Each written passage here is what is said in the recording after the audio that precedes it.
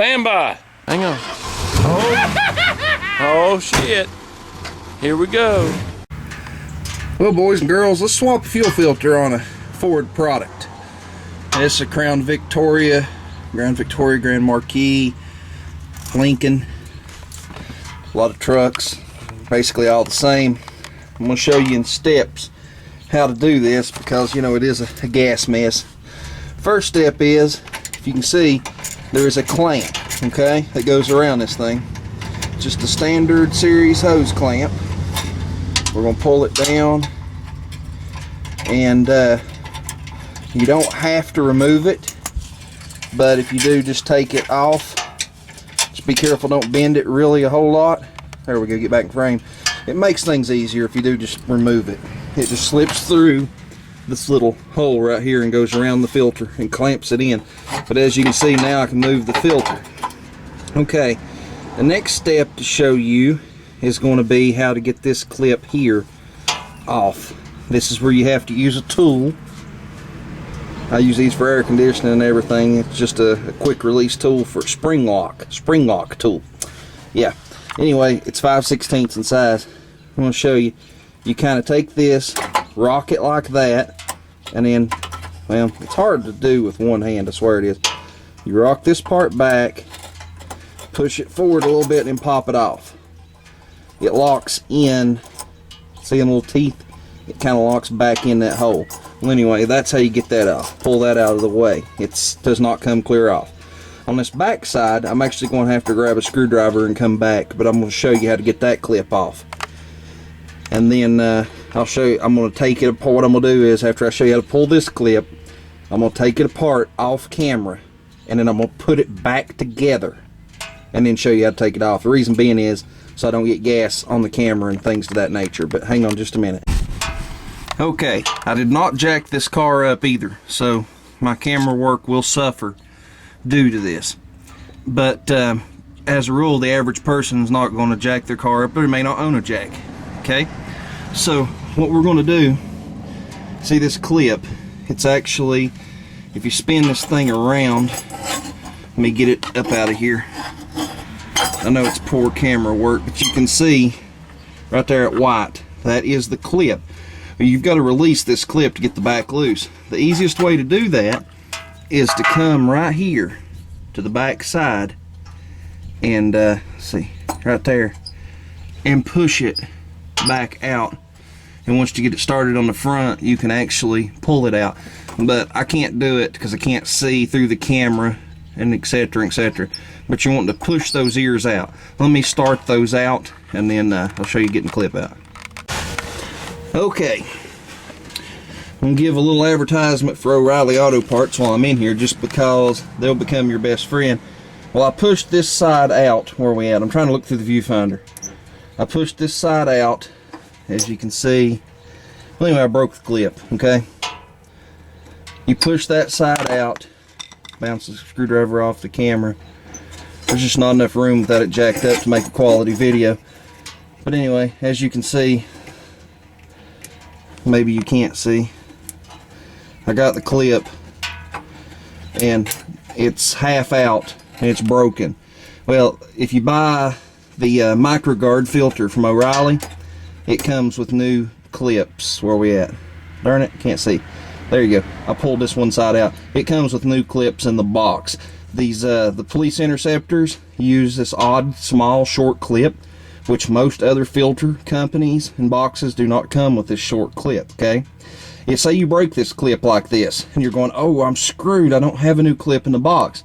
You put both pieces back in their correct orientation, and you put a plastic tie wrap around it to hold it all together, and it'll work just fine. But anyway, now that I broke this clip, I was actually trying not to, but I broke it, so now I got to dig the other side out, which is the same process. You got to get up in here with a screwdriver and push it out and get it out. Anyway, I'm going to get that out.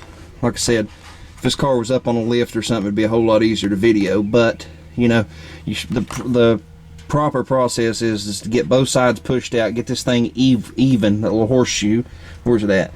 Get it even, and put a screwdriver in the center of it and pull it out. But we're We're gonna dig the other piece out. It's pretty self-explanatory. Let me dig it out. Okay, Doug said clip out, and as you can tell, let's see if I can put this thing back together real quick. Like it's supposed to look. Where are we at? It's supposed to look like that. Just a horseshoe. Let me lay it down. Let me lay it down and assemble it. I've got a new one, but let me lay it down. Bob's your uncle. That's what it's supposed to look like. Well, anyway, I'm going to grab a new one of those and have it prepared and ready. So, like I said, if you buy the Master Pro brand filter, which is laying right there, you do have, it does come with clips, and since I've already removed it from the box, I've got the clips in my dash box. I need a new floor mat, I know. See? Brand new clip, that's what it looks like. So I've got a brand new clip to put it back together with. So let me go ahead and pull the pressure side loose, get all this fuel drained, and then I'll show you how to get it loose. Okay, I pulled this back side off, and I'm going to put a little safety note in here. Car, bone cold, not been run, cool exhaust. Yeah, you can hear mine cracking and popping. Mine is not completely cool, but you can touch the muffler. See that gas all over the muffler? Well, anyway, I know this filter was plugged and really hampering the performance of the car now because I took this back line off, nothing. It waited about 45 seconds and then it blew everywhere. It caught me off guard, and see all that crap? Yeah, that come out of that filter. That's back flush. That's pressure coming from the fuel rail blowing it back out. So that was trash that's in the filter. It blew out. So that's what that is. You know, it's not up in the engine. But I'm going to show you how to get this off. This particular little tool I'm using is the best one. That little clip. Let me get that clip just kind of wedged out of the way so you can see. These tools are awesome. You take it and you push. Works better with both hands, I promise. It really does. It's really easy. You get it over the stem of the filter. I'll show you once the filter's out. And then you pull it, wiggle it and pull it till it goes up inside this. There's a spring in there and it releases it. Then what you do is you pull this filter out, which I don't know if I got it released or not. It's hard to do, really hard to do with one hand. I think I did. But anyway, I'm going to pull this filter out, and then I'll show you how it actually locks on. I don't want to damage it, you know, not trying to jerk it out with one hand, jerking on these fuel lines. Let me get it out.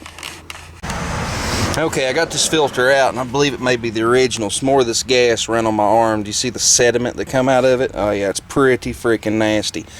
I don't know if it's an original filter or not, but the flow is marked on even the new one. Back flush, look at the shit in that gas. I mean, it's nasty. It really is. I'm gonna blow through this thing. I mean, look at the nastiness coming out of that filter. It's horrid. Let me blow through it and see if you can blow through it. Oh God. This thing, I swear guys, this thing stopped up. It's all I can do to even blow through the dang thing. This filter is screwed, okay? It really is. Well, anyway, I told you I'd show you how that piece locks on. Right here. It's got rubber seals inside this line under the car. They both do. They push up over. The spring lock has a garter spring. It goes all the way around the inside, and that spring goes click, click, and locks on this side. That tool you're using actually spreads that, is the size pretty much of this, and it spreads out that garter ring so it'll slide over it. That's how you remove the front side. Okay? The back side is the same deal. It slides up on it, and that plastic clip actually holds it. Of course, it's this side, but same difference. It holds it and keeps it from blowing off. The earlier Crown Vics used clips, those plastic clips, on both sides. The later ones have that spring lock on the front side. See, remember your flow is always marked. It is important to put it in the correct way or your filter won't work. But remember, I couldn't blow through the junk filter I took off. Blowing right through that one, clear as a bell. Well, anyway, I'm going to slide under here, and I'm going to get this into position. I may show you locking it back in. I will say that also, another good step to do is, which I will do, is when you go to put any of these connectors together, they got a rubber O-ring in them, okay? You really need to put a little something to slick on these. to slide it back in, which I haven't got out here. I got to go fetch, but brake system grease works great. Let me go get it and you'll be able to see what it is, and I'll show you and explain why. Okay, I went and grabbed some CRC brake system grease. Okay, if you see right down here, it says meets Japanese rubber compatibility standards. Okay, it's safe for rubbers. See right here, it says nitrile rubbers. Most seals in a car nowadays are nitrile, including your O-rings and things to that nature. This is a good product for what I'm going to do. I'm going to apply a little bit to each end of that, just so it slides together well. The rubber won't seize to the line, but not enough to in any way interfere with the system. Let me get this done and I'll show you. Okay, I've got just a small amount. A little heavy on this one, I guess, but just a small amount, just a little slimy. And you're going, I don't have any brake system grease, and I just want to change my fuel filter. Pull your automatic transmission dipstick out, get a little bit on your fingers off of it, automatic transmission fluid, wipe just a little bit on each end of it. Use that. Works well. Works well. Automatic transmission is nothing but a huge, humongous hydraulic valve full of rubber seals. Okay, you're not going to harm the rubber seals with automatic transmission fluid. A lot of people keep automatic transmission fluid in a squirt oiler. I do myself. Works good for assembly and things and this, that, and the other. Well, anyway, I'm going to slide under here, and what I'm going to do is I'm going to go ahead and put the hose clamp, which is what that is, the retainer, around it and put the filter in place, but I'm not going to hook up the lines. We'll hook up the lines together, okay? Okay, I've got the filter clamped into its clamp. Notice this little tab. Get out of my way, you're not very photogenic here. Get up there out of the way. Notice this one little tab right here. That is to locate the filter. It goes to the face of it, so it tells you how far in to put the filter into the housing. We're going to put this one back on. What you need to do is line it up, get it straight, okay? Once you get it straight, it'll start to slide, and then you want to get a hold of it right here, and you want to push it on, which it's highly possible to do one-handed, but not very safe, and it will click right on. I can't tell if it's on or not because I can't see it through the camera. I've got the camera in front of my face, but anyway, it pushes until it clicks, and when you get it on, you should not be able to pull it back off. I'm pretty sure it slipped right on. It should just go click right on, but I was talking. Let's see if it's on. Yeah, it's on. It's on where I greased it. It's real smooth, so it's on. So the next step is just to put this clip back on, which I'll show you in a minute because I need to verify that that's actually on. Hold on just a minute. I don't want to put the clip on and it not be on. Gotta be better safe than sorry. I'm pretty sure it's all slipped on. Yes, it is on. Just wanted to double check, visually check it. It's always a good idea. You can see that little nipple on the that little nipple. Make sure you can't see it up inside here. You want to make sure it's gone, and it is on. And to put this clip on, it's kind of a reverse of how you took it off. Slide it as far forward. Let's see, yeah, like that. It's very hard to video on the ground. Slide it as far forward as you can, click it down, and then take it and click it down, and all in one operation, it's in. It's locked, it's doing its job. A lot of times you'll find them factory turned this way. I don't like that. I always turn them this way. The reason I do is because you turn it this way, it collects sediment and crap. So you turn it down to where everything runs out of it. There's nothing to hold. Okay? The back one. Let's see, let me get the camera to focus. My lens is dirty too, don't help matters now. See, get a good, it's the outside light. You take it, and you put it back on, and you slide it on. Bingo, it's on. You go, I'm done. No, you're not done yet. You've got to put your little clippy doodle in. We've got, friggity frack. We've got a new one, okay? A new one. The part of the horseshoe goes, you got to look and see which way that it actually goes, but I know which way it goes, but I'm gonna say it goes toward the line. Okay, it goes in here. Now mind you, I'm doing this through the camera lens, trying to show you. You start it right there. It's started, okay? And then you just push it in. Click, it's on. And then after you've got all this, it's locked in, you're done. First thing you do is you push in, you pull. Okay, my camera went dead and I was telling you the procedure to use when starting the car back. But we're going to jump in the car here and we'll show you the procedure. Move my sunglasses, telephone, and things out of the seat. Climb back in the car. What you're going to want to do, now this is with any car whatsoever, it doesn't matter. You want to, let's shut the door so maybe you can hear it. You're going to turn it on, you want the fuel pump to run. Listen. Turn this off. Listen real close. Hear the pump? 2, 3, 4, 5, starting to fill the filter up. 6, 7, 8, 9. Do that 10 times. Y'all think somebody's gonna say I'm crazy, but if you could hear the pitch of the pump, you'll understand. You got everything full. Now start the car. Car fires up.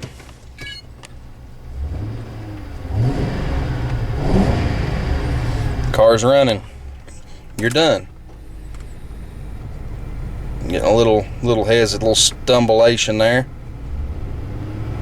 which it will until it picks up. Got a little air in the system from where you change the filter. Gets through the regulator. There we go, it's gone. Everything's smooth now.